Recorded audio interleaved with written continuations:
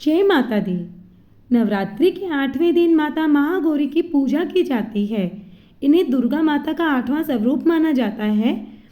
महागौरी का स्वरूप बेहद शांत, कोमल और दिव्य माना जाता है। इनका नाम 2 शब्दों से मिलकर बना है, मह यानी महान और गौरी यानी उज्जवल, अर्थात बहुत अधिक गोरे और उज्जवल रंग वाली देवी। इनका शरीर दूध जैसा सफ़ेद है, इसीलिए इन्हें श्वेत वस्त्रधारी देवी भी कहा जाता है। ये सफ़ेद बैल नंदी पर सवार होती है। इनके 4 हाथ होते हैं।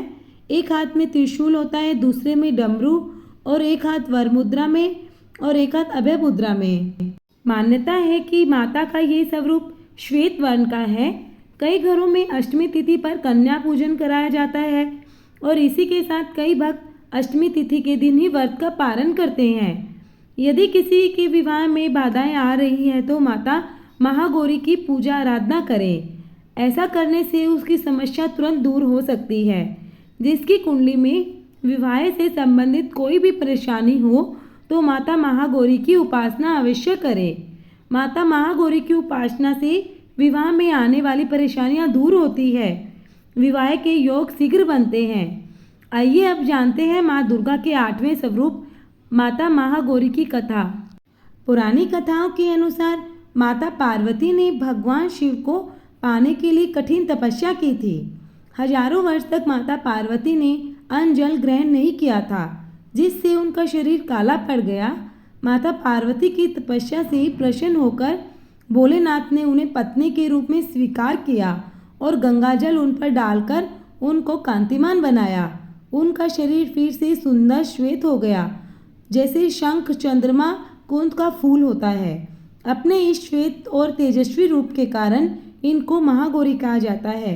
मान्यता है कि माता के इस रूप की पूजा करने से सौंदर्य की प्राप्ति होती है और सुख समृद्धि का वास होता है। माता महागौरी के वर्ण को लेकर एक अन्य कथा भी है, जिसके अनुसार माता महागौरी का ये रूप ब्रह्मा जी के आशीर्वाद से मिला है। काल रात्रि के इस रूप में सभी राक्षसों का अंत करने के बाद भोलेनाथ ने माता पार्वती को काली कहकर बुलाया। इस पर माता ने उत्तेजित होकर ब्रह्मा जी की कड़ी तपस्या की।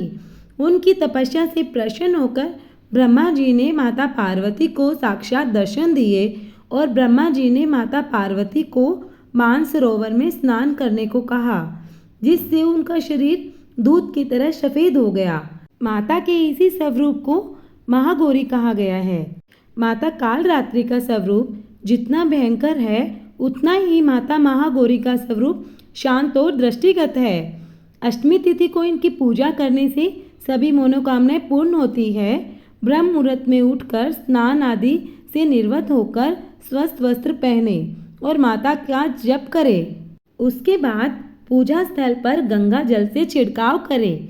उसके बाद 5 देसी घी के दीपक जलाए और माता महागौरी की पूजा शुरू करने से पहले माँ के कल्याणकारी मंत्र ओम देवी महागौरी नमः का जाप करें। उसके बाद माता को धूप, दीप, फूल, फल, रोली, अक्षत आदि पूजन सामग्री अर्पित करें। माता महागौरी की पूजा में सफ़ेद रंग का फूल जरूर अर्पित करें। नारियल से बनी वस्तु का भोग लगाएं।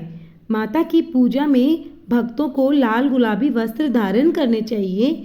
माता महागौरी की पूजा विधि विधान से करने से माता रानी आपकी सब मनोकामनाएं पूर्ण करेगी। तो ये थी आज की हमारी वीडियो माता महागौरी की कथा। जय माता दी।